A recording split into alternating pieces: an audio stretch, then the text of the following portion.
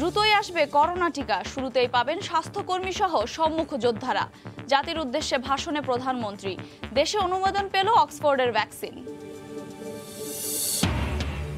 পদ্মা সেতুর রেল প্রকল্পের ত্রুটি সমাধানে জাজিরা প্রান্তে বাড়ছে পাইল। মাওয়া প্রান্তেও পরিবর্তন আসছে নকশায়, সায় দিল সেতু কর্তৃপক্ষ। চট্টগ্রামে 400 ইট ভাটার মধ্যে বৈধ মাত্র 70টি। আইনের তোয়াক্কা করছেন না মালিকরা। ধ্বংস করা হচ্ছে ফসলি জমি ও বনাঞ্চল। এবং যুক্তরাষ্ট্রের ক্যাপিটল হিলে সহিংসতার পর ট্রাম্পকে অভিশংসনের দাবি সিনেটরদের। হোয়াইট হাউসের নিন্দা, বন্ধই থাকছে ট্রাম্পের ফেসবুক ও ইনস্টাগ্রাম অ্যাকাউন্ট।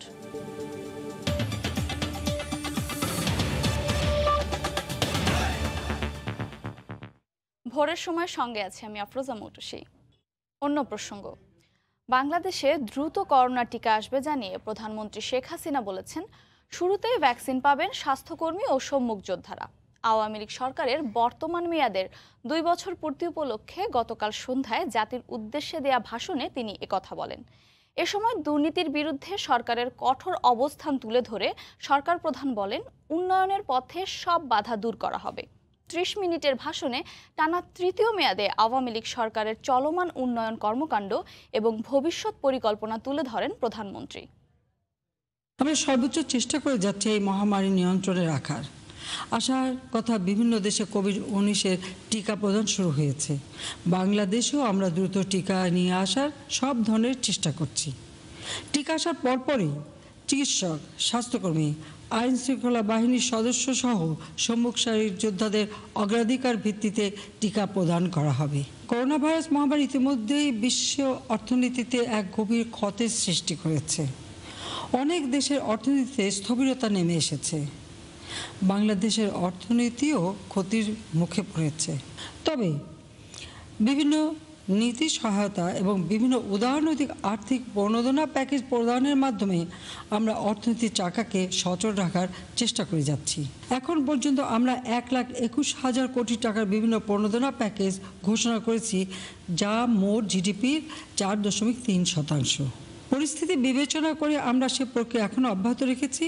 বিভিন্ন শ্রেণী পেশা প্রায় 2.5 কোটি প্রান্তিক জনগোষ্ঠীকে আমরা নগদ অর্থসহ বিভিন্ন সহায়তার আওতায় এনেছি। সামাজিক নিরাপত্তা বেষ্টনের আওতা বৃদ্ধি করা হয়েছে। গত অর্থ বছরে আমাদের জিডিপি 5.24% হারে বৃদ্ধি পেয়েছে। আমাদের প্রাক্কলন অনুযায়ী এবছর জিডিপির প্রবৃদ্ধি হার দাঁড়াবে 7.4%। আমি অত্যন্ত আনন্দিত যে দেশবাসী এই দুঃসময় আমার এবং আমার সরকারের পাশে ছিলেন এবং আপনারা আমাদের এই দুর্যোগ মোকাবেলায় সর্বাত্মক সহযোগিতা দিয়েছেন।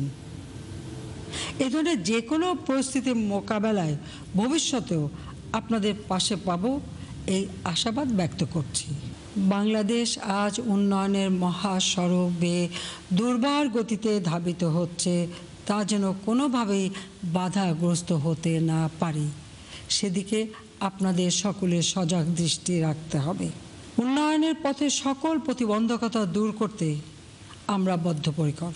কিছু অসাধু মানুষ নানা কৌশলে জনগণের সম্পদ কুক্ষিগত করার অপচেষ্টায় লিপ্ত থাকে।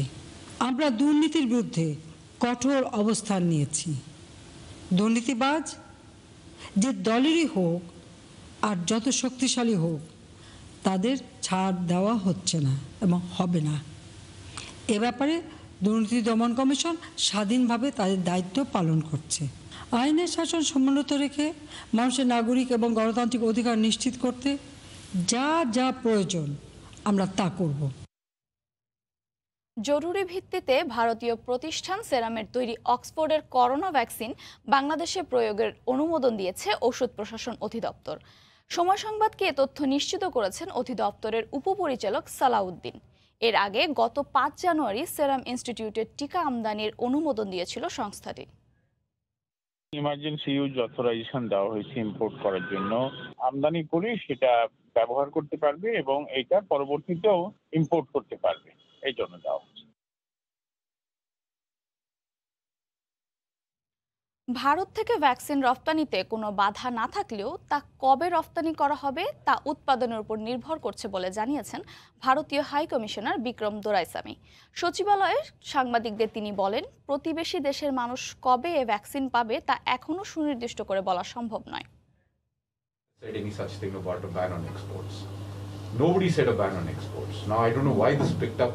ভারতের সরকার বা অন্য কেউ সেখানে উৎপাদিত করোনা ভ্যাকসিন রপ্তানির উপর নিষেধাজ্ঞা দেয়নি, ফলে ভ্যাকসিন রপ্তানিতে কোনো বাধা নেই। তাই ভারতীয় জনগণের পাশাপাশি প্রতিবেশী দেশের মানুষও গুরুত্ব পাবে। তবে কবে থেকে ভ্যাকসিন রপ্তানি হবে তা এখনই নির্দিষ্ট করে বলা যাচ্ছে না। ভ্যাকসিন কতটা উৎপাদন করা যাবে তার উপরই নির্ভর করবে রপ্তানি।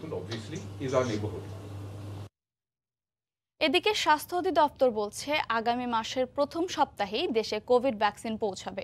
এখন টিকা সংরক্ষণ ও প্রয়োগের প্রশিক্ষণেই জোর দেওয়া হচ্ছে। তবে টিকা পাওয়ার ক্ষেত্রে কারা অগ্রাধিকার পাবেন সেই তালিকা এখনও চূড়ান্ত হয়নি। মুজাহিদ শুভ রিপোর্ট। বিশ্বের বিভিন্ন দেশে চলছে কোভিড ভ্যাকসিনের প্রয়োগ। বাংলাদেশে এখনও টিকা পৌঁছানোর অপেক্ষা। ফেব্রুয়ারির প্রথম সপ্তাহের মধ্যেই টিকা পাবার আশ্বাস দিলেন স্বাস্থ্য অধিদপ্তরের অতিরিক্ত মহাপরিচালক ডাক্তার সেব্রিনা ফ্লোরা। যাদের আক্রান্ত হওয়ার আশঙ্কা বেশি, যাদের মাধ্যমে সংক্রমণটা ছড়িয়ে পড়ার আশঙ্কা বেশি, এই গ্রুপটাকে আমরা আইডেন্টিফাই করছি, পর্যায়ক্রমে যাবে। আর দ্বিতীয় আরেকটা বিষয় হচ্ছে, যাদের মধ্যে সংক্রমণ হলে জটিলতা অথবা মৃত্যু ঝুঁকি বেশি, সেই গ্রুপটাকে আমরা দিব। এভাবে আমাদের ক্রাইটেরিয়া ঠিক করা হয়েছে। আমরা আশা করি আমরা ফেব্রুয়ারি মাস থেকে টিকা পেয়ে যাব। হাতে সময় কম থাকায় এখন টিকা সংরক্ষণ ও প্রয়োগে স্বাস্থ্যকর্মীদের প্রশিক্ষণ নিয়ে চলছে শেষ পর্যায়ের প্রস্তুতি। হামের টিকা দেয়া শেষ হলেই জেলা উপজেলার সংরক্ষণাগারে রাখা হবে কোভিড টিকা। তবে প্রশিক্ষণ চলমান থাকলেও মহড়া বাকি রয়েছে বলে জানিয়েছেন কোভিড-19 টিকা বিতরণ কমিটির সদস্য ডাক্তার মুশতাক আহমেদ। পেপারওয়ার্ক অনুযায়ী মাইক্রো প্ল্যানিং হচ্ছে, অর্থাৎ যেই যে সেন্টার দেওয়া হবে, কতজন দিবে, কবে কবে কে আসবে, সেসব পরিকল্পনা করা হচ্ছে। যে কোন কোন সিরিয়াল তাদের রেজিস্ট্রেশনগুলো, তালিকাগুলো করা হচ্ছে, এগুলো আবার ডিজিটালি রেজিস্টার করতে হবে। আমাদের যারা দীর্ঘদিন ধরে টিকা দেন, আমাদের স্বাস্থ্য সহকারী থেকে শুরু করে অন্যান্য যারা, তাদেরকে একটু রিফ্রেশার দিলে বা সামান্য কিছু ওরিয়েন্টেশন করলেই যথেষ্ট, তারা এটা সুচারুরূপে করতে পারবে। এদিকে টিকা পাবার ক্ষেত্রে অগ্রাধিকার কারা পাবেন তাদের তালিকা চূড়ান্ত হয়নি এখনো। তবে প্রথম মাসে 25 লাখ টিকা পাওয়ার ক্ষেত্রে স্বাস্থ্যকর্মী, 80 বছরের বেশি বিভিন্ন রোগে আক্রান্তরা অগ্রাধিকার পাবেন বলে জানিয়েছে স্বাস্থ্য অধিদপ্তর। মুজাহিদ শুভ, সময় সংবাদ, ঢাকা। মাত্র এক বছরে শুধু গ্যাস্ট্রিকের ওষুধ বিক্রি হয়েছে 3.5 কোটি টাকা। মানসিক স্বস্তি, ফার্মেসি বিক্রেতার পরামর্শ এবং কোনো কোনো ক্ষেত্রে চিকিৎসকের ঢালাও প্রেসক্রিপশনের কারণেও বাড়ছে বিপুল বিক্রি। বিনা কারণে দীর্ঘমেয়াদে গ্যাস্ট্রিকের ওষুধ রক্তের স্বল্পতা, হাড় ক্ষয় থেকে শুরু করে কোনো কোনো ক্ষেত্রে মৃত্যুও ঘটাতে পারে বলে মত বিশেষজ্ঞদের। নুরুল ইসলামের ছবিতে দেখুন মুজাহিদ শুভর রিপোর্ট। 15 বছর যাবৎ গ্যাস্ট্রিকের ওষুধ খাই, বিরিয়ানি পোলাও খাইলাম, তখন হয়তো মাঝে মধ্যে খাই। চিকিৎসকের পরামর্শ নেওয়া মনে করি না। ডাক্তার আমি চেঞ্জ করছি, সব ডাক্তার একই বলছে গ্যাস্ট্রিক খাইতে হবে। সুস্থ কিংবা অসুস্থ যাই হোক, গ্যাস্ট্রিকের ওষুধ খেতে অন্তত চিকিৎসকের কাছে যেতে চান না রোগীরা। ওষুধ বিক্রেতারা বলছেন, প্রতিদিনের মোট বিক্রি হওয়া ওষুধের অন্তত 20% গ্যাস্ট্রিকের। ডাক্তার যদি নাও লেখা দেয়, তারপরও নিজের থেকে চায় গ্যাস্ট্রিকের ওষুধটা নেওয়া যায়, বলে যে আমাদের গ্যাস্ট্রিকটা একটু বেশি। এমন কোনো প্রেসক্রিপশন পাওয়া যায় না যে গ্যাস্ট্রিকের ওষুধ নাই। জরিপ বলছে 2019-এর জুলাই থেকে 2020-এর জুন পর্যন্ত দেশে গ্যাস্ট্রিকের ওষুধ বিক্রি হয়েছে 3.5 কোটি টাকা। বিশেষজ্ঞরা বলছেন, বিক্রি হওয়া ওষুধের অর্ধেকই মানুষ খাচ্ছে অপ্রয়োজনে। বাড়ছে মৃত্যু ঝুঁকিও। রক্তশূন্যতা দেখা দেয়, স্বল্প আঘাতে হাড় ভেঙে যায়, বৃহদান্ত্রের মধ্যে এক ধরনের জীবাণু বাসা বাঁধে, তাতে রক্ত আমাশা হয় এবং তাতে কখনো কখনো দ্রুত অগ্রগতি ঘটে, সেটা থেকে রেয়ারলি মৃত্যু হতে পারে। স্টমাকের পলিপ হয়, এই স্টমাকের পলিপ বা এই আমাদের অন্ত্রের মধ্যে যে কোনো জায়গায় যে পলিপ থাকে, সেটা কিন্তু আমরা অত্যন্ত গুরুত্ব সহকারে নিই, কারণ এই পলিপগুলো বড় হলে এগুলো থেকে ক্যান্সার পর্যন্ত হতে পারে। সুনির্দিষ্ট গবেষণা না থাকলেও বিশেষজ্ঞদের ধারণা, দেশের অন্তত 70 থেকে 80% প্রেসক্রিপশনে গ্যাস্ট্রিকের ওষুধ লিখছেন চিকিৎসকরা। যথার্থ পর্যবেক্ষণ ছাড়া রোগীকে ঢালাওভাবে গ্যাস্ট্রিকের ওষুধ না দিতে চিকিৎসকদের প্রতি আহ্বান বিশেষজ্ঞদের। সাধারণভাবে যদি রোগীর গ্যাস্ট্রিকের উপসর্গ যদি না থাকে, তাহলে আমরা কোনো গ্যাস্ট্রিকের ওষুধ দেবই না। কিন্তু উপসর্গ থাকলে এটাও ঠিক যে আমাদের দেখতে হবে, এন্ডোস্কোপি করা এইচ পাইলোরির পরীক্ষা করা, এই পরীক্ষার রিপোর্টগুলোকে ইন্টারপ্রিট করার জন্য সমধিক বিজ্ঞ যদি মনে না করি তাহলে গ্যাস্ট্রোএন্টারোলজিস্টের কাছে রেফার করতে হবে। ব্যথার ওষুধ খেলেই গ্যাস্ট্রিকের ওষুধ খেতে হবে এই ধারণা সবার ক্ষেত্রে সঠিক নয় বলেও মনে করেন বিশেষজ্ঞরা। যার পাকস্থলী ভালো আছে বা আলসার রোগ নেই তারা স্বল্প মেয়াদে অর্থাৎ 1-1.5 সপ্তাহ পর্যন্ত গ্যাস্ট্রিকের ওষুধ ছাড়াই ব্যথার ওষুধ খেতে পারবেন। 2টা কমছে না তো 4টা খায়, বা 20 মিলিগ্রাম কমছে না 30-40 মিলিগ্রাম খায়, 40-এ কমছে না তো 80 মিলিগ্রাম খায়। আমরা অনেক রোগী দেখছি যে 160 মিলিগ্রামও খাচ্ছে। তো এটা তো কোনোভাবে যৌক্তিক না বা বৈজ্ঞানিকও না। ইসোমিপ্রাজল, ওমিপ্রাজল সহ প্রায় প্রতিটি ব্র্যান্ডের গ্যাস্ট্রিকের এক একটি ওষুধের খুচরা মূল্য 5 টাকা থেকে 10 টাকা পর্যন্ত। বছরের পর বছর অপ্রয়োজনে এবং অভ্যাসবশত গ্যাস্ট্রিকের ওষুধ খেয়ে দেশের উল্লেখযোগ্য সংখ্যক মানুষ শারীরিক ও আর্থিক ক্ষতির শিকার হচ্ছে বলে মনে করছেন গ্যাস্ট্রোএন্টারোলজিস্টরা। মুজাহিদ শুভ, সময় সংবাদ, ঢাকা। করোনায় বন্ধ ক্লাস, আবাসিক হল। এর মধ্যেই ঢাকা বিশ্ববিদ্যালয়ের বিভিন্ন বিভাগে অনার্স মাস্টার্সের চূড়ান্ত বর্ষের পরীক্ষা অনুষ্ঠিত হচ্ছে। পরীক্ষা দিতে এলেও আবাসন নিয়ে নানা সমস্যায় পড়তে হচ্ছে শিক্ষার্থীদের। বিশ্ববিদ্যালয় প্রশাসন বলছে কোভিড পরিস্থিতি বিবেচনায় হল খোলার বিষয়ের পরবর্তী সিদ্ধান্ত নেওয়া হবে। করোনার কারণে গেল 10 মাস ধরে বন্ধ ঢাকা বিশ্ববিদ্যালয়। সেশন জট এড়াতে এবার অনার্স চতুর্থ বর্ষ ও মাস্টার্স ফাইনাল পরীক্ষা নেওয়া শুরু করেছে বিশ্ববিদ্যালয়টি। জীবাণুনাশক টানেল দিয়ে পরীক্ষার হলে প্রবেশ সহ পরীক্ষার্থীদের মানতে হচ্ছে নানা স্বাস্থ্যবিধি। একটা মাত্র পরীক্ষার হলে পরীক্ষা হওয়ার কথা 200 জন স্টুডেন্টের, সেখানে আমরা 7টা রুমে পরীক্ষা নিচ্ছি। আমরা ছাত্রদের মধ্যে কারো যদি টেম্পারেচার থাকে তাহলে তার জন্য পৃথক ব্যবস্থা ছিল। খাতাগুলি আমরা কয়েকদিন রাখবো, আমাদের প্যাকেটের বন্দি অবস্থায় থাকবে এবং তারপর আমরা সেটা শিক্ষকদের কাছে ইভ্যালুয়েশনের জন্য দিব। পরীক্ষা কেন্দ্রে শতভাগ উপস্থিতি থাকলেও হল বন্ধ থাকায় আবাসন নিয়ে সংকটে পড়তে হচ্ছে শিক্ষার্থীদের। হলটা যদি খোলা হতো তাহলে এটা একটা আমাদের জন্য বেশি সুবিধার হতো, কারণ এই অবস্থার মধ্যে আসলে থাকার জায়গা খোঁজা এটা একটু ডিফিকাল্ট। কোভিডের কারণে অনেকেই আতঙ্কের মধ্যে থাকে যে অন্যান্য কারোর সাথে রুম শেয়ার করা, তো সেই ক্ষেত্রে অনেকেই বিড়ম্বনার শিকার হচ্ছে। আমি মূলত চিটাগাংয়ে থাকি, আমার পরীক্ষার জন্য ঢাকায় আসা সাবলেটে থাকছি। বিশ্ববিদ্যালয় প্রশাসন বলছে কোভিড পরিস্থিতি পর্যালোচনা করে হল খোলার বিষয়ে পরবর্তী সিদ্ধান্ত নেওয়া হবে। হল খোলা, রেগুলার ক্লাস হওয়া, এটিতে আমাদের শিক্ষার্থীদের প্রতি আমাদের ব্যক্তিগত কোনো নেই। এটি করোনাকালীন পরিস্থিতির উত্তরণের ভেতর দিয়েই হয়তো আমরা এই সংকট থেকে বেরিয়ে যাব। হল বন্ধ রেখে পরীক্ষা গ্রহণের ফলে আবাসন নিয়ে নানা সমস্যায় পড়তে হচ্ছে শিক্ষার্থীদের। তাই স্বাস্থ্যবিধি মেনে দ্রুত হলগুলো খুলে পরীক্ষা গ্রহণের দাবি শিক্ষার্থীদের। শাকির আহমেদ, সময় সংবাদ, ঢাকা। অবশেষে পদ্মা সেতু রেলের ত্রুটির সমাধান আসতে শুরু করেছে। বাড়ছে পাইল বাড়িয়ে দিয়ে রিডিজাইন করে সমস্যা সমাধান হয়েছে জাজিরা প্রান্তে। আর মাওয়া প্রান্তে খুঁটি উঠে যাওয়ার ডিজাইনে পরিবর্তন আনা হবে। সেতু কর্তৃপক্ষ রেল প্রকল্পের এমন সমাধানে সম্মত হয়েছে। গত 14 সেপ্টেম্বর পদ্মা সেতু রেল সংযোগ প্রকল্পের হেডরুম উচ্চতার ত্রুটি প্রকাশ পায়। বিস্তারিত নাসির উদ্দিন উজ্জ্বলের রিপোর্টে। সম্ভাবনার পদ্মা সেতু আগের নকশায় দেশের সড়ক পথের হেডরুমের ক্ষেত্রে হরাইজন্টাল 15 মিটার ও ভার্টিক্যাল 5.7 মিটার পরিমাপকে স্ট্যান্ডার্ড মানা হলেও পদ্মা সেতুর রেল প্রকল্পে তা মানা হয়নি। এতে সেতুতে ট্রাক, কাভার্ড ভ্যান ও দ্বিতল বাস প্রবেশ করতে পারবে না আশঙ্কায় পদ্মা সেতু কর্তৃপক্ষ রেল প্রকল্পের কাজে আপত্তি দেয়। প্রায় 6 মাস পর পদ্মা সেতুর রেল লাইন প্রকল্পের ত্রুটির সমাধান বেরিয়েছে।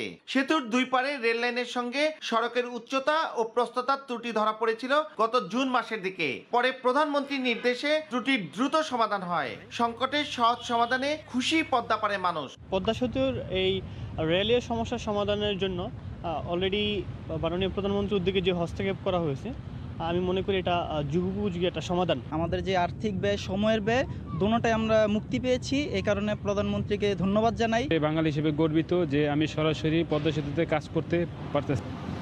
কর্মকর্তারা বলছেন বিশেষজ্ঞদের পরামর্শে রেল প্রকল্পের খুঁটিতে পাইল বাড়িয়ে দিয়ে এর সমাধান বের করা হয়েছে। জাজিরা প্রান্তে খুঁটি তৈরি না হয় সমাধানে এই প্রান্তে খুঁটি না ভেঙেই প্রয়োজনীয় উচ্চতা ও প্রস্থ বাড়ানো হয়েছে। তবে মাওয়া প্রান্তে খুঁটি তৈরি হয়ে যাওয়ায় এটি সমাধান আনতে ডিজাইনে পরিবর্তন আনা হচ্ছে।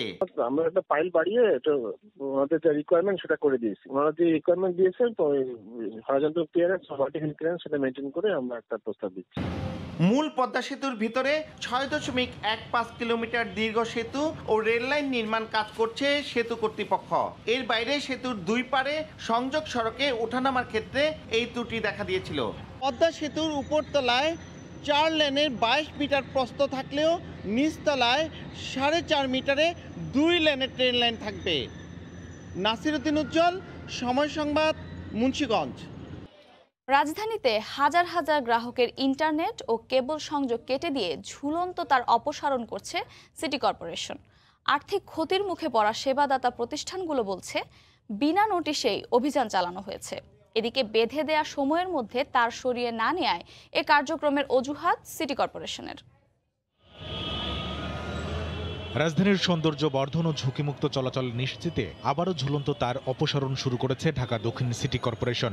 বিকল্প ব্যবস্থা না করে বৃহস্পতিবার চালানো আকস্মিক এই অভিযানে একদিকে যেমন কাঁঠালবাগান এলাকায় ইন্টারনেট ও কেবল নেটওয়ার্ক বিচ্ছিন্ন হয়ে পড়ে, তেমনি সময় সংবাদ সহ বেশ কয়েকটি গণমাধ্যম সরাসরি সম্প্রচারে ব্যবহৃত ফাইবার অপটিক কেবল সংযোগ থেকে বিচ্ছিন্ন হয়ে যায়। তারা বিকল্প অপশন না দিয়ে তারা রোডে কেবল কাটতে আছে। এটা তো সবার ভোগান্তি।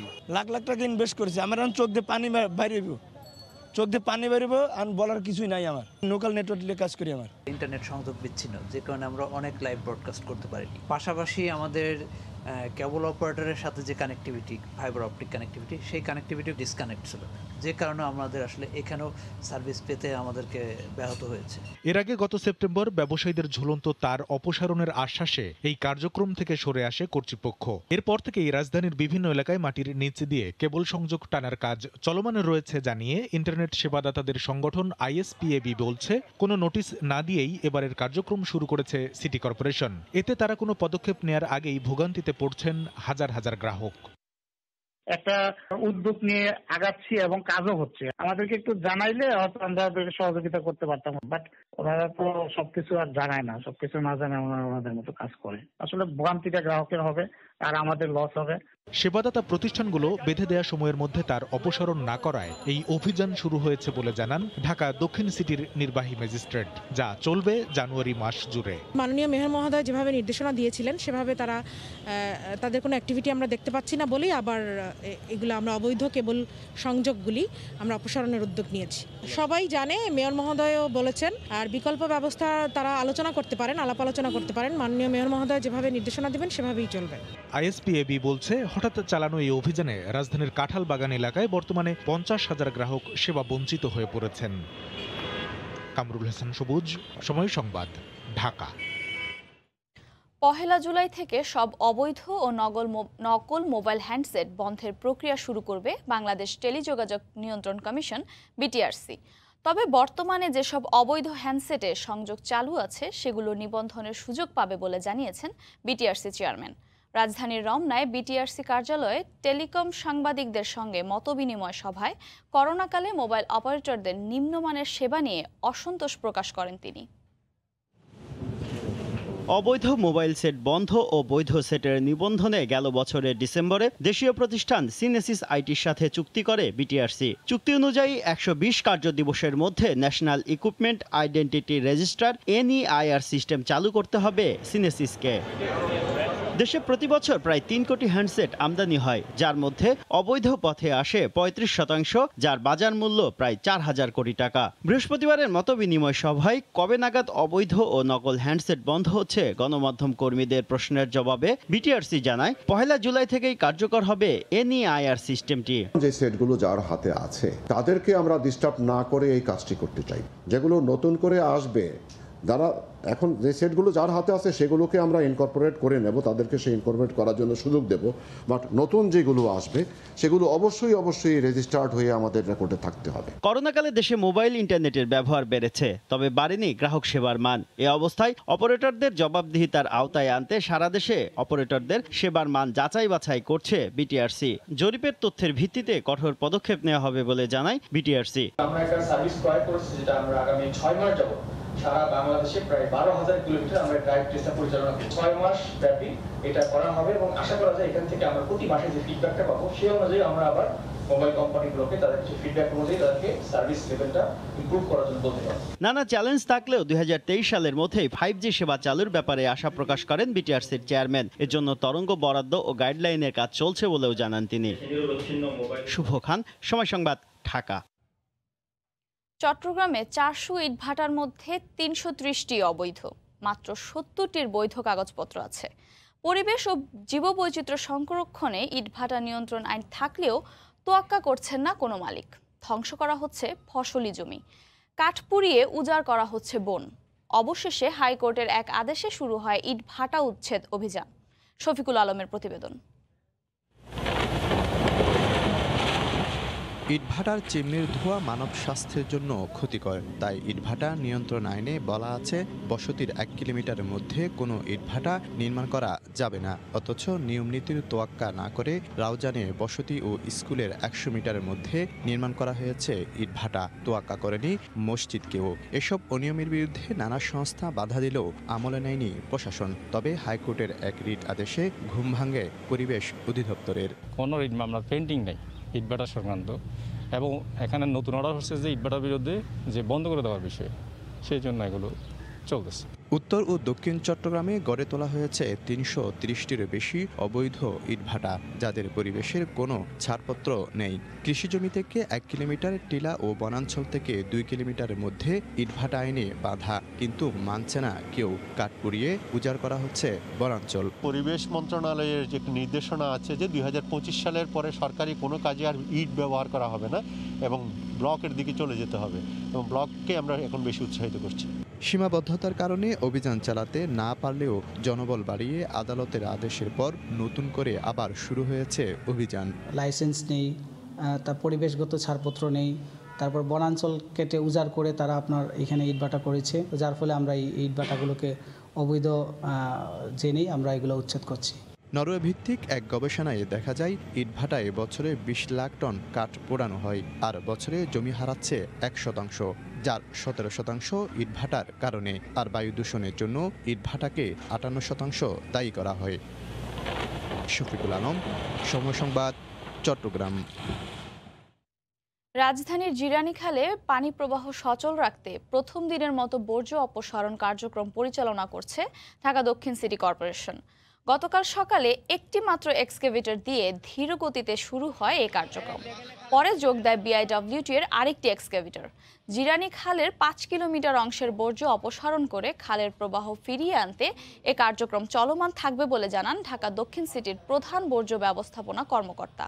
তিনি বলেন, আগামী বর্ষার আগেই খাল দখলমুক্ত করে গভীরতা ফেরাতে খনন কাজ শুরু হবে। গত বছরের 31 ডিসেম্বর ঢাকা ওয়াসার কাছ থেকে রাজধানীর 26টি খালের দায়িত্ব বুঝে পায় সিটি কর্পোরেশন।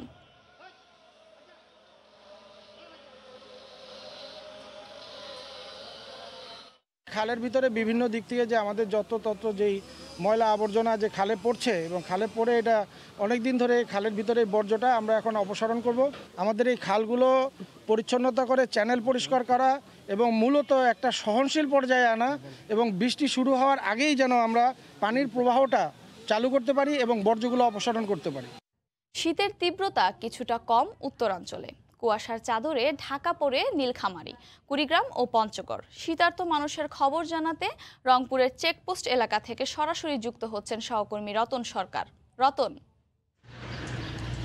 মৌটুসি গত কয়েকদিনের তুলনায় আজ কিন্তু এই অঞ্চলে শীতের যে তীব্রতা সেটি অনেকটাই বেড়ে গেছে। আজ গত কয়েকদিন ধরে এই অঞ্চলে আকাশে কিন্তু তেমন একটা কুয়াশা ছিল না, আজ অল্প বিস্তর কুয়াশাও কিন্তু ঝরছে।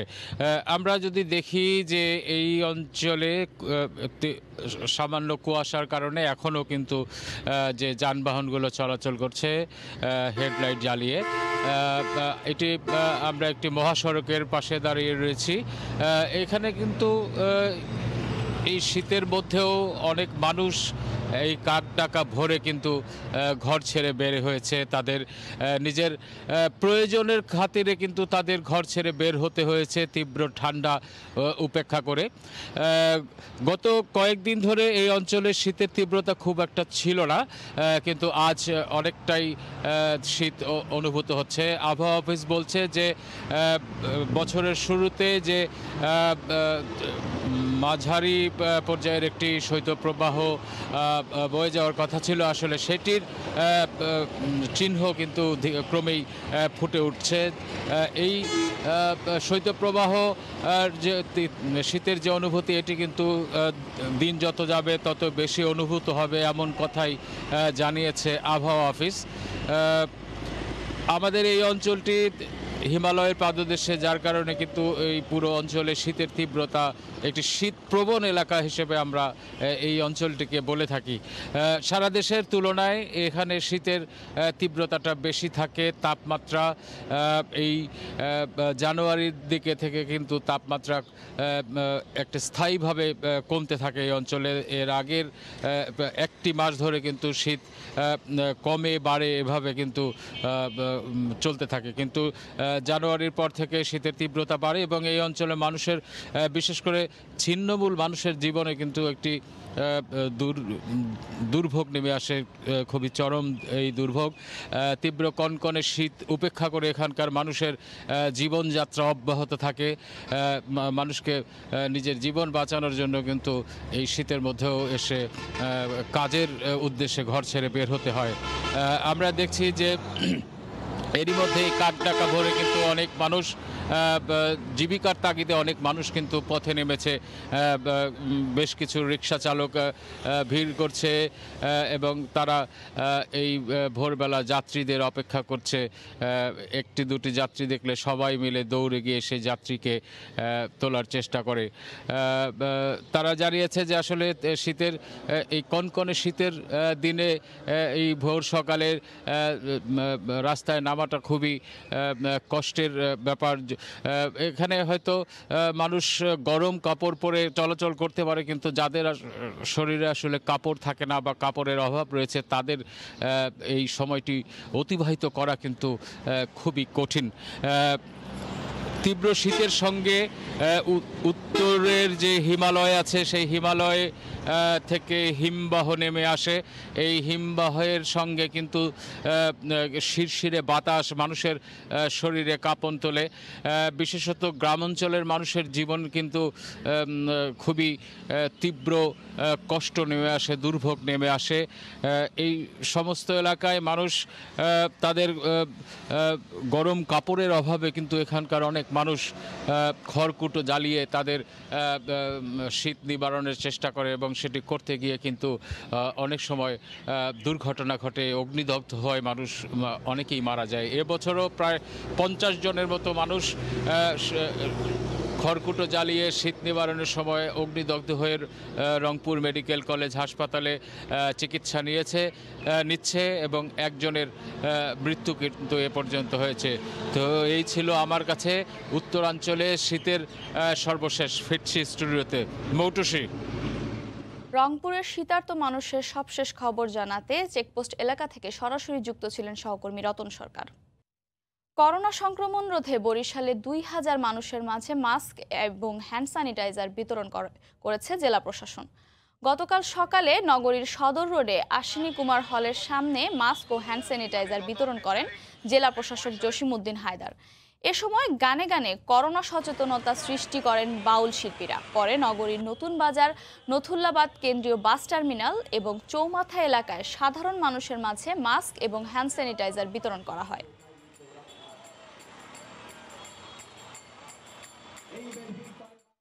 মানুষের জীবন ও স্বাস্থ্য সুরক্ষায় সবার জন্য নিরাপদ খাদ্য নিশ্চিত করতে দেশের বিভিন্ন স্থানে জনসচেতনতা কর্মসূচি পালন করেছে নিরাপদ খাদ্য কর্তৃপক্ষ। গতকাল দুপুরে কুমিল্লা জেলা প্রশাসকের সম্মেলন কক্ষে একটি সেমিনারের আয়োজন করা হয়। এতে নিরাপদ খাদ্য কর্তৃপক্ষের চেয়ারম্যান ও জেলা প্রশাসক সহ বিশিষ্টজনরা বক্তব্য রাখেন। এ সময় বক্তারা অভিযোগ করেন, মহাসড়কের পাশের হোটেলগুলোতে নিরাপদ খাদ্যের কোনো মানদণ্ডই মেনে চলা হয় না। এদিকে ঠাকুরগাঁয়ে নিরাপদ খাদ্য নিশ্চিতে সেমিনার এবং লিফলেট বিতরণ কর্মসূচি পালিত হয়েছে। রানীশংকৈলে উপজেলা নির্বাহী কর্মকর্তার কার্যালয়ে কর্মসূচির উদ্বোধনের পর লিফলেট বিতরণ করা হয়।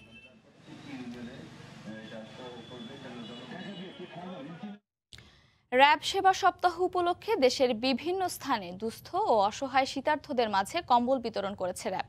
গতকাল দুপুরে ঝিনাইদহ শহরের বিসিক শিল্পনগরী এলাকায় 2 শতাধিক অসহায় মানুষের হাতে কম্বল তুলে দেন র্যাব ক্যাম্পের কোম্পানি কমান্ডার অতিরিক্ত পুলিশ সুপার কামাল আহমেদ। এদিকে যশোরের ভেকুটিয়া সরকারি প্রাথমিক বিদ্যালয় মাঠে 300 কম্বল বিতরণ করেন র্যাব 6-এর company commander M Sarwar Hossain. এছাড়া সাতক্ষীরা ও মৌলভীবাজারে কম্বল বিতরণ করেছে র্যাব।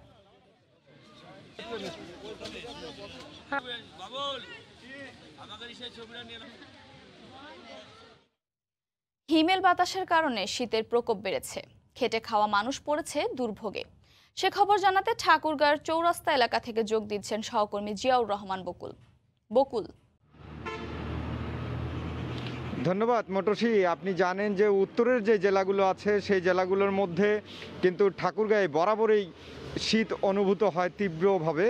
ঠিক তেমনি করে এই বর্তমানে যেভাবে শীত অনুভূত হচ্ছে আমরা লক্ষ্য করছি কয়েকদিন ধরে সূর্যের যে উষ্ণতা সেই উষ্ণতা কিন্তু একটু বৃদ্ধি পেয়েছে, সেই কারণে শীতের তীব্রতা কিন্তু অনেকটাই কমে এসেছে। তবে হিম যে বাতাস সেই হিম বাতাস রয়েছে, হিম বাতাসের কারণে সাধারণ মানুষের যে চলাফেরা সেই চলাফেরা কিন্তু অনেকটাই ব্যাহত হচ্ছে। আমরা বলতে পারি যে যারা খেটে খাওয়া মানুষ আছে, যারা শ্রমজীবী মানুষ আছে, তারা কিন্তু এই শীতের সময়ে সবচেয়ে বেশি কষ্টের মধ্যে পড়ে, কারণ তারা সকালবেলা কাজের সন্ধানে বেরিয়েও কিন্তু দীর্ঘ অপেক্ষার পরেও কাজ না পেয়ে আবার বাসায় ফিরে যায়। এই যে শীত চলমান, সেই শীত চলমান অবস্থাতে কিন্তু মানুষের যে দুর্ভোগ, সেই সাধারণ মানুষের দুর্ভোগ কিন্তু অনেকটাই বেড়ে যায়। তো আমরা জেলা প্রশাসনের সাথে কথা বলেছিলাম, তারা যে বিষয়টি জানিয়েছেন যে প্রতিটি মানুষকে শীত থেকে রক্ষায় তারা কিন্তু চেষ্টা চালিয়ে যাচ্ছেন এবং সরকারের যে বরাদ্দকৃত কম্বল, শীতবস্ত্র এবং নগদ অর্থ তা কিন্তু দিয়ে সহায়তা করছেন বলে আমাদেরকে জানিয়েছেন। তো আমরা এই বিষয়ে যে শীতার্ত যে মানুষের যেই দুর্ভোগ, সেই দুর্ভোগ নিয়ে একজন পথচারীর সাথে কথা বলবো, যে তার কাছে জানতে চাইবো যে আসলে শীতের কি অবস্থা, একটু যদি আমাদেরকে বলেন। আমাদের এই ঠাকুরগাঁয়ে প্রতি বছরই এই জানুয়ারি মাসের দিকে এই প্রথম সপ্তাহে যে পরিমাণে শীত অনুভূত হয়, এবছর আসলে তেমনটি অনুভূত হচ্ছে না। সেই কনকনে শীত আমরা অনুভব করছি না, শীতের তীব্রতা কমে গেছে। তবে সকালবেলা সূর্য ওঠার আগেই যে তীব্র শীতটা থাকে, এই শীতে কিন্তু ছিন্নমূল মানুষ যারা কাজ করে খেটে খাওয়া মানুষ যারা, তারা প্রচণ্ড কষ্ট পায় এবং সূর্য ওঠার পরে এই শীতটা কমে যায়।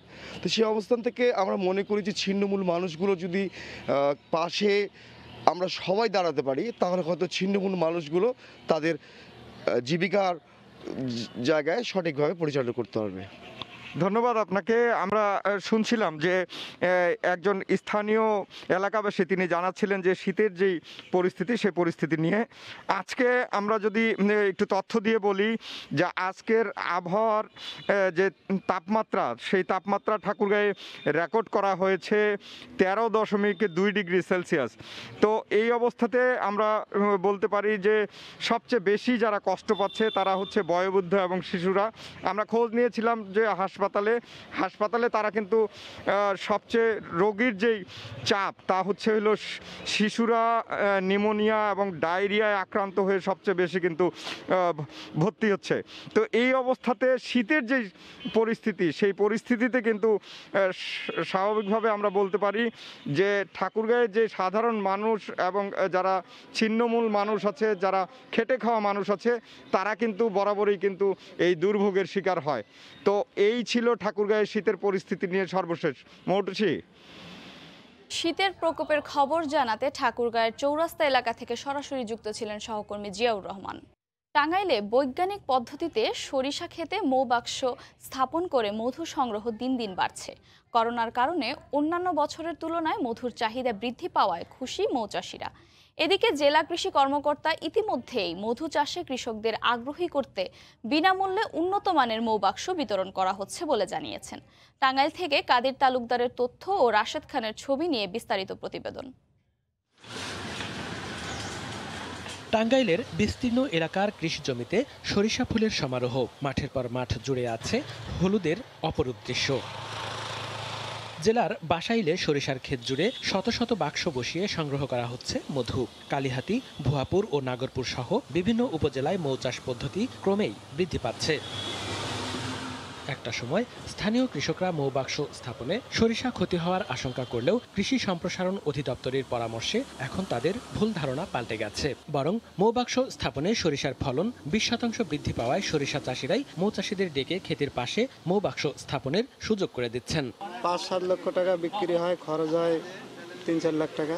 আমাদের যদি কোম্পানিতে আমাদের দেশে বেশি মধু আমাদের মধ্যে কিনে বেশি প্রাণ কোম্পানিগুলো যদি আমাদের মধ্যে যদি সেল এবং বেশি যদি রেট দেয় তা সেটা আমাদের ব্যবসাটা খুব ভালো চলে। স্থানীয় কৃষকরা জানান মৌবাক্স স্থাপনে সরিষার ফলন ভালো হচ্ছে, তাদের কোনো বাধা দেওয়া হচ্ছে না। ক্ষেতটা আমার, আমি এদেরকে বসতে দেই এই ভালোর জন্যই, সরিষার ফলন ভালো হয়। জেলা কৃষি কর্মকর্তা জানিয়েছেন, গতবারের তুলনায় এবছর সরিষার আবাদ 10% বৃদ্ধি পেয়েছে। সরিষার নতুন জাত এবং মৌবাক্সের কারণে 20% ফলন বৃদ্ধির আশা করছেন এবং কৃষকদের বিনামূল্যে উন্নত মানের মৌবাক্স বিতরণ করা হচ্ছে বলেও জানিয়েছেন তিনি। পরাগায়ন বৃদ্ধি পেলে যে হিসাবটা আমাদের রিসার্চাররা বলছে এবং আমরা বাস্তবে দেখছি প্রায় 20% ফলন বৃদ্ধি পাই। ধারণা করছি যে আরও প্রায় 3 থেকে 4 টন মতো এই মৌসুমের মধ্যে আমরা পাবো। টাঙ্গাইলের 12টি উপজেলায় গত বছর 45,000 হেক্টর জমিতে সরিষার আবাদ হয়েছিল। এবছর 10% সরিষার চাষ বৃদ্ধি পেয়েছে। নতুন জাত ও মৌবাক্স স্থাপনের কারণে এবছর 20% ফলন বৃদ্ধি হবে। সময় সংবাদ, টাঙ্গাইল। নাটোর শহরের বৃহত্তম পাইকারি সবজির বাজারে মাত্র 1 টাকা কেজি দরে মূলা বিক্রি করতে হচ্ছে চাষিদের। এছাড়া কেজিতে 15 টাকা পর্যন্ত কমেছে আলুর দাম। নাটোর শহরের স্টেশন বাজারের পাইকারি সবজির বাজার।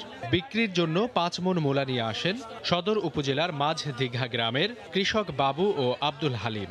শীত উপেক্ষা করে ভোরেই বাজারে হাজির হয়ে দাম শুনে হতাশ তারা। প্রায় 2 ঘন্টা অপেক্ষা করেও কেজি প্রতি 1 টাকার উপরে দাম বলেনি কেউ। যে মূলার আবাদ করছি কষ্ট করে, কোনো ক্যাশ উঠতেছে না। মূলা লিয়েছি বাজারে, গাড়ি ভাড়ার টাকাই হচ্ছে না। শুধু বাবু ও হালিমই নয়, শত শত কৃষক তাদের উৎপাদিত ফসলের দাম না পেয়ে হতাশ। মাত্র 7 দিনের ব্যবধানে কেজি প্রতি আলুতে কমেছে 15 টাকা। এছাড়া টমেটো, ফুলকপি সহ সব ধরনের সবজিতে কমেছে 10 টাকা পর্যন্ত। এ অবস্থায় উৎপাদন খরচ তুলতে না পারার শঙ্কায় রয়েছেন কৃষকরা। ফসল করি, পরিশ্রম করি, কিন্তু পারিশ্রমিক কোনো দাম পাই না। 7 দিনের ভিতর কপি 8 টাকা থেকে 10 টাকা। এভাবে যদি আমাদের ফসলের দাম কমে যায় তাহলে আমরা কেমন করে চলবো?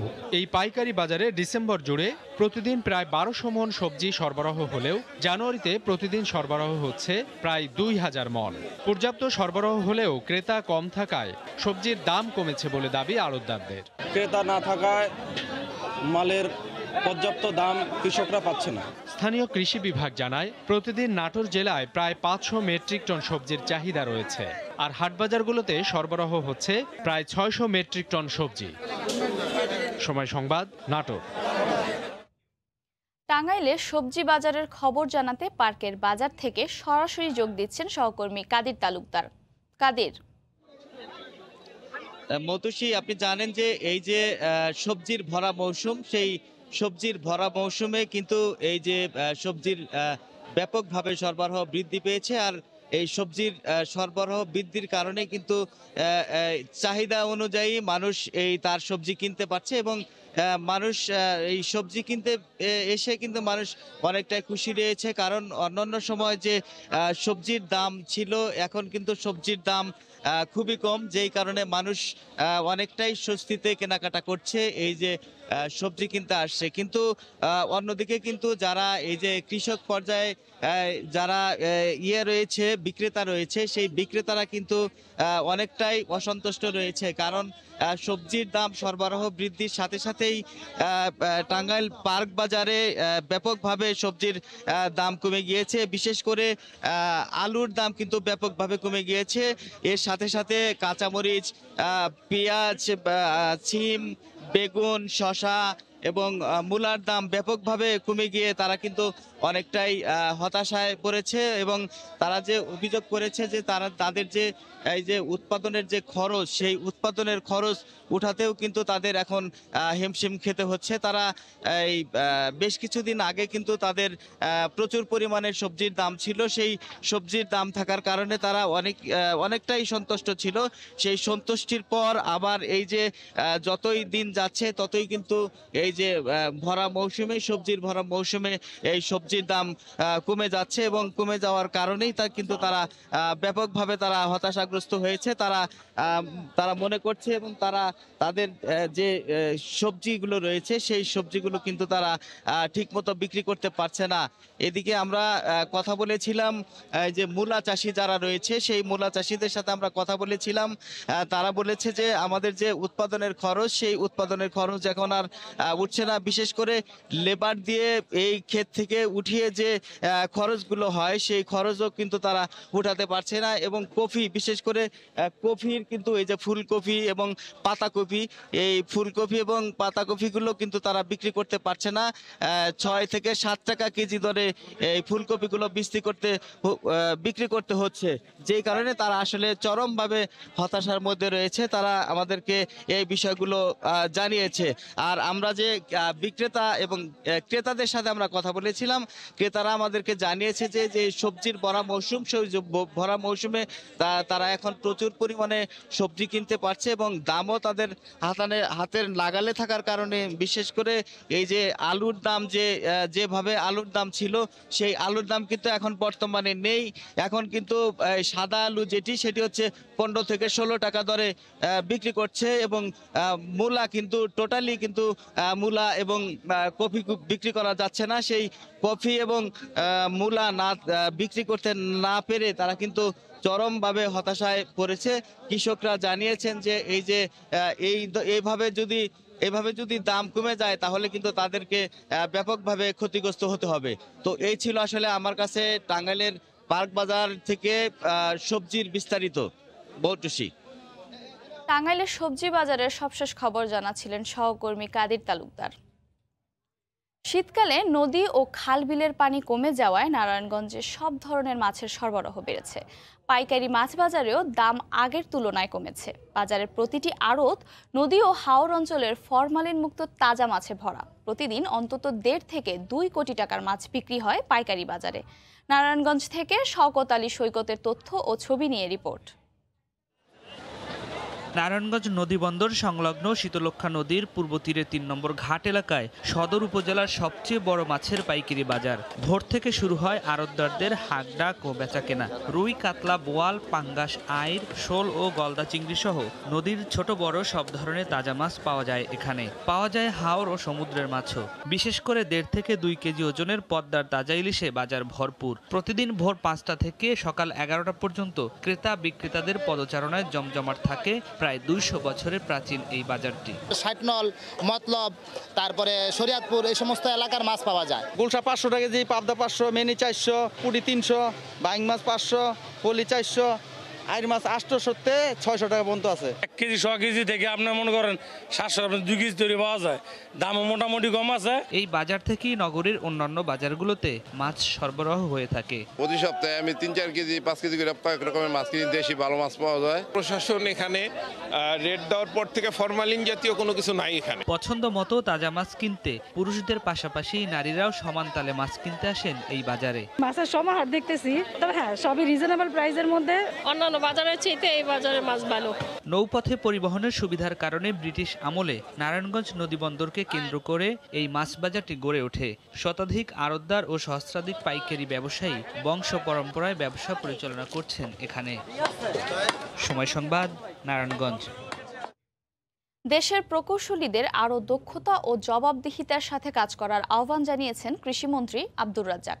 রাজধানীর ইঞ্জিনিয়ার্স ইনস্টিটিউশন মিলনায়তনে এক সেমিনারে এ আহ্বান জানান মন্ত্রী। কৃষিকে যান্ত্রিকীকরণে এগিয়ে নিতে প্রাতিষ্ঠানিক গবেষণাও জরুরি বলে জানান প্রকৌশলীরা।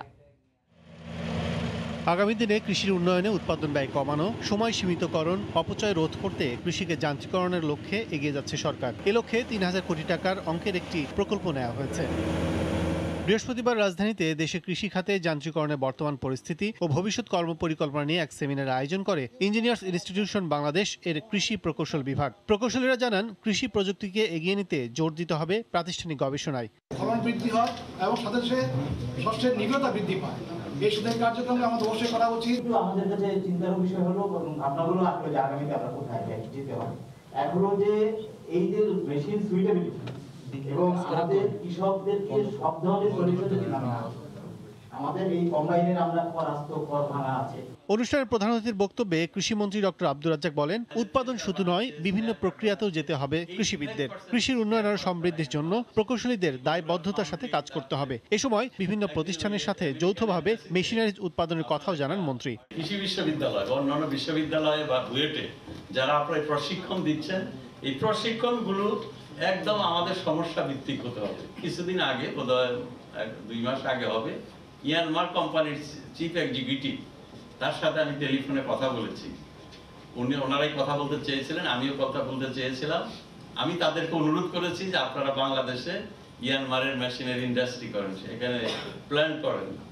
তারা আমাকে মোটামুটি কথা দিয়েছে যে বাংলাদেশে তারা অন্তত মেইন ইঞ্জিন না হলেও স্পেয়ার পার্টস এবং বড় বড় পার্টগুলো এখানে করবে এবং এখানে অ্যাসেম্বলি একটা ফ্যাক্টরি তারা করবে। অনুষ্ঠানে কৃষি মন্ত্রণালয়ের বিভিন্ন সংস্থার প্রধানদের প্রশাসনিক কর্মকর্তা হিসেবে কৃষিবিদদের দায়িত্ব দেওয়ার জন্য সরকারের দৃষ্টি আকর্ষণ করেন কৃষি প্রকৌশল নেতারা। কাজল আব্দুল্লাহ, সময় সংবাদ, ঢাকা। ভর্তুকি দিয়ে 5% সরকারি পাটকল চালাতে চায় না সরকার, বরং 95% বেসরকারি মিলই সুদিন ফেরাবে পাটের, এমন ধারণা বস্ত্র ও পাটমন্ত্রীর। পাট বীজে স্বনির্ভর হওয়ার কৌশল নির্ধারণে কৃষি মন্ত্রণালয়ে আয়োজিত সভায় এ মন্তব্য করেন তিনি। এ সময় পাট সচিব জানান, খোদ ভারতীয় প্রশাসনই জানিয়েছে বাংলাদেশে পাঠানো ভারতীয় পাট বীজের বড় অংশই নিম্নমানের। সভায় অযথা অর্থ ব্যয় না করে এই প্রকল্প বাস্তবায়নের নির্দেশ দেন কৃষিমন্ত্রী। জুবায়ের ফয়সালের রিপোর্ট। বলা হয়, স্বাধীনতা পরবর্তী বাংলাদেশে শিল্প খাতের গোড়াপত্তনই হয়েছিল পাটকলগুলোর মাধ্যমে। সুদিন হারিয়েছে বহু আগেই। সবশেষ 26টি পাটকল বন্ধ করে দিয়ে এ খাত থেকে একরকম মুখ ফিরিয়েই নিয়েছে সরকার।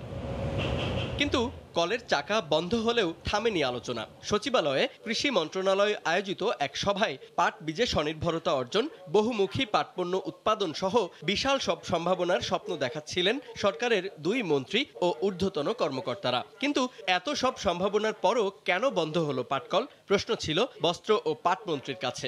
সরকারি পাটকলের শেয়ার হলো 5% আর প্রাইভেট মিলের শেয়ার 95%। তো 5%-এর জন্য আপনি ওই এত ভর্তুকি দেওয়ার কোনো প্রয়োজন আছে বলে আমার মনে হয় না।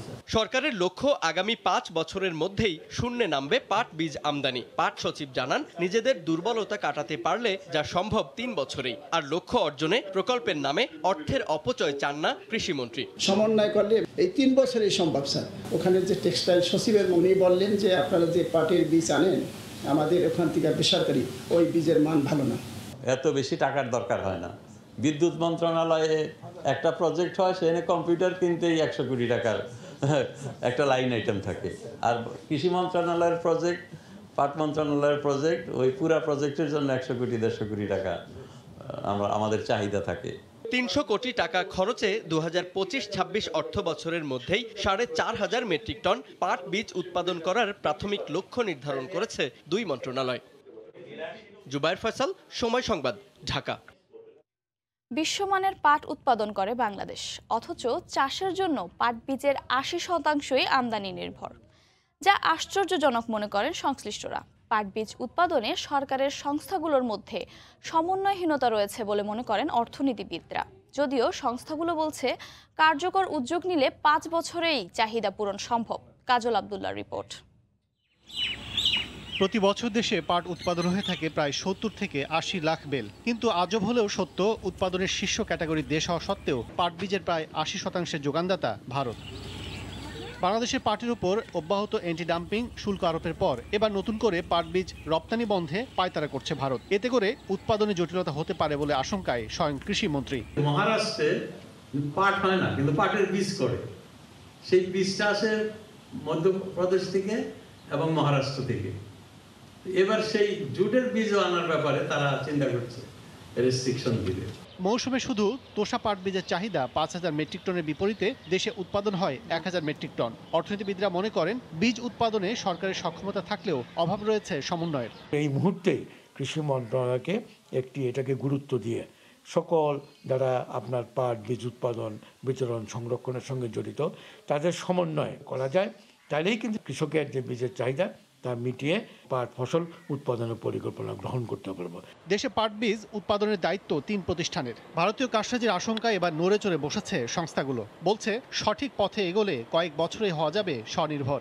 আমাদের যেমন প্রকল্প আছে, এই সমস্ত প্রকল্পের মাধ্যমে কৃষকদের উদ্বুদ্ধ করে আমরা পাট বীজে স্বয়ংসম্পূর্ণের দিকে ইনশাআল্লাহ আগামী 3 বছরের মধ্যে এগিয়ে যাব। আমার মনে হয় রাইট ট্র্যাকে নিয়ে গেলে আমরা যদি মনে করি আমাদের বীজ আমরা করব, এই কমিটমেন্টটা যদি হয়, পাট বীজ একটু সাবসিডি দিয়ে এটার উদ্যোগ নিলেই হয়ে যাবে। পাট বীজ উৎপাদন বাড়ানোর পাশাপাশি আমদানিতে নিরুৎসাহিত করা ও কৃষক পর্যায়ে সচেতনতা বাড়ানোর পরামর্শ পাট গবেষকদের। কাজল আব্দুল্লাহ, সময় সংবাদ, ঢাকা।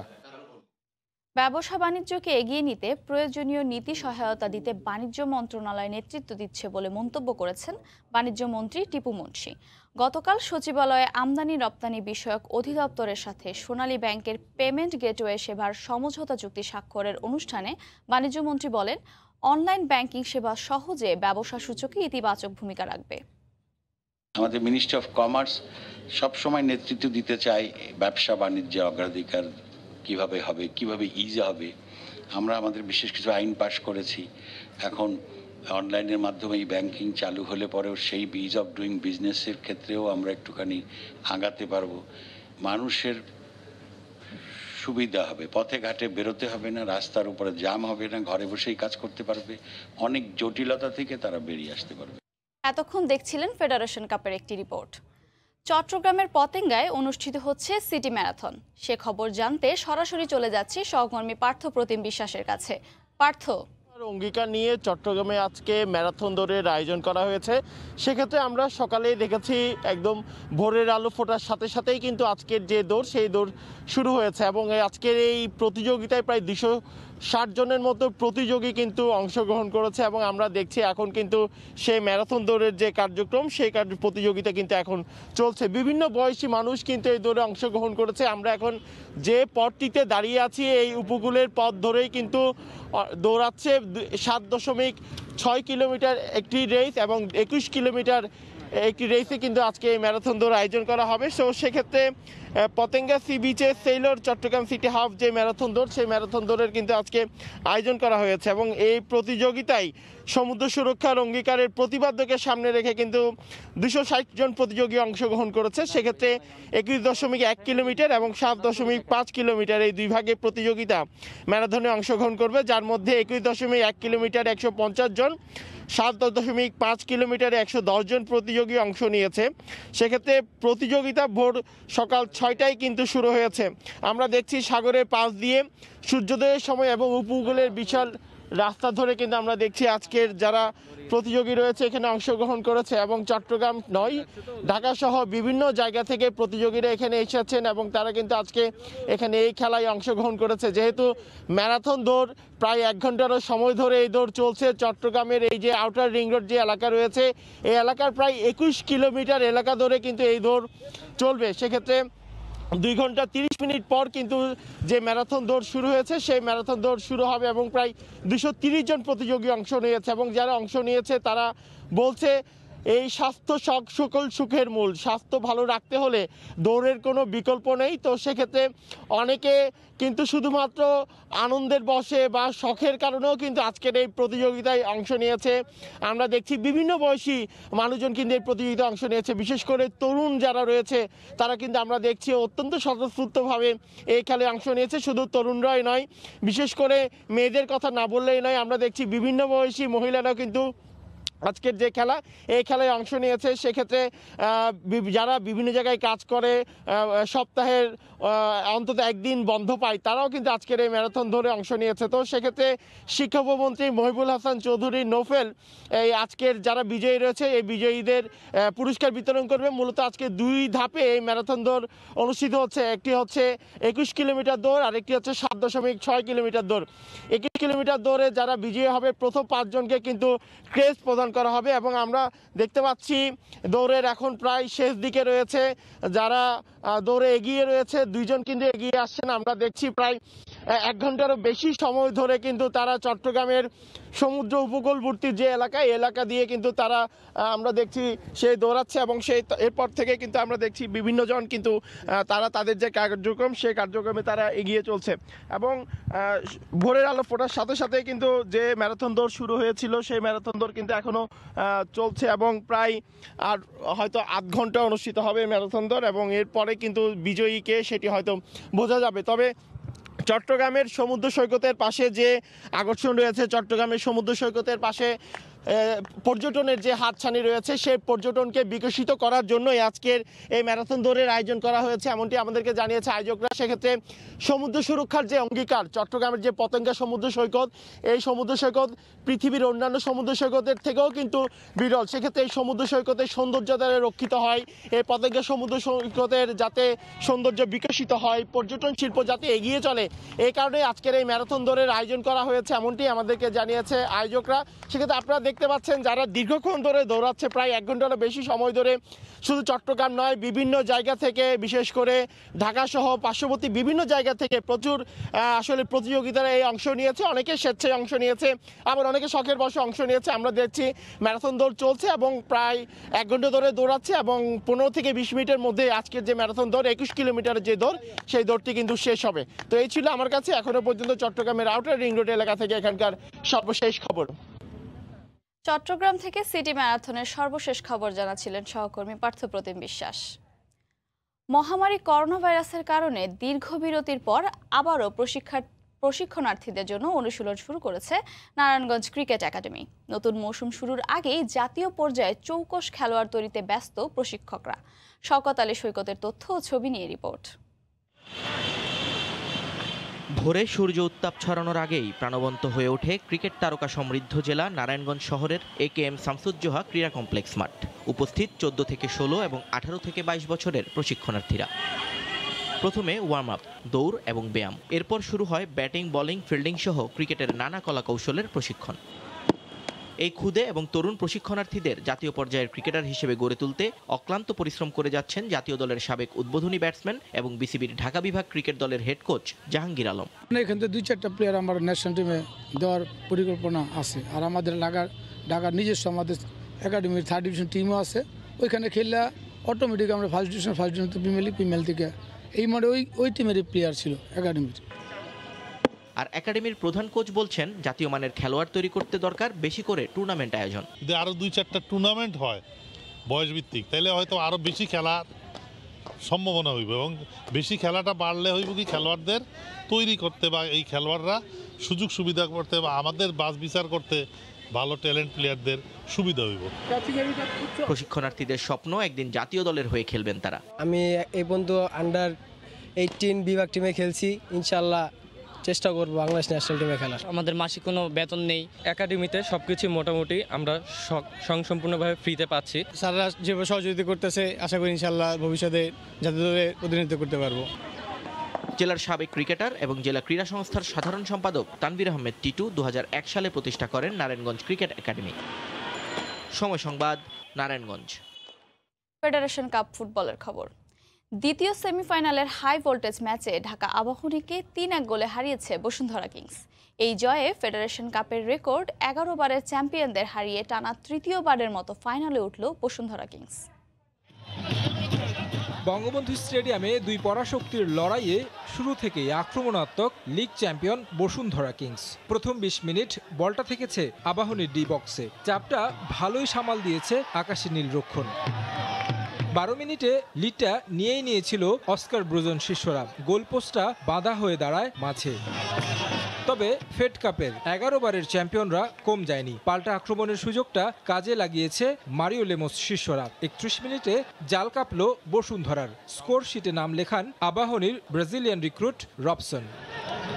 লিড নিয়ে জেগে ওঠে ধানমন্ডির জায়ান্টরা। এরপর আরও বেশ কয়েকটি আক্রমণ ছিল চোখে পড়ার মতো, কিন্তু ফিনিশিং দুর্বলতায় বড় হয়নি লিড। প্রথমার্ধটা শেষ হয় ঐতিহ্যবাহী ক্লাবটির লিডে।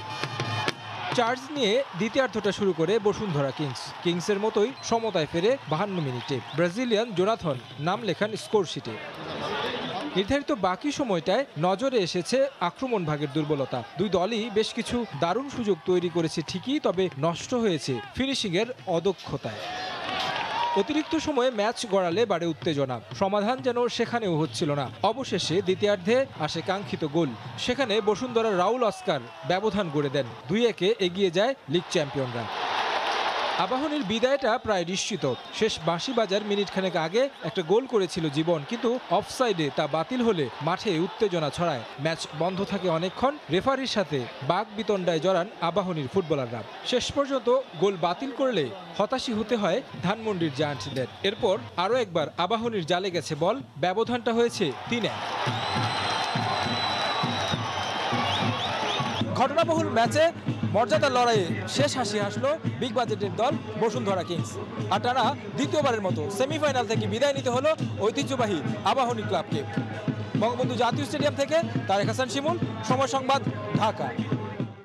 কক্সবাজারে শুধু ফুটবলের জন্য একটি স্টেডিয়াম নির্মাণ হবে, নকশার প্রাথমিক অনুমোদন দিয়েছেন প্রধানমন্ত্রী। বাফুফের সাথে যুব ও ক্রীড়া মন্ত্রণালয়ের বৈঠক শেষে জানিয়েছেন প্রতিমন্ত্রী জাহিদ আহসান রাসেল। তাছাড়া ঢাকার আশেপাশে ফুটবলের জন্য একটি স্টেডিয়াম নির্মাণের ব্যাপারে কাজ করবে সরকার বলেও জানান তিনি। তাছাড়া বাফুফের পক্ষ থেকে তুলে ধরা বিভিন্ন দাবিগুলো বিবেচনা করবে মন্ত্রণালয়। স্বাধীনতার অর্ধশতকে উন্নয়নের রোল মডেল বাংলাদেশ।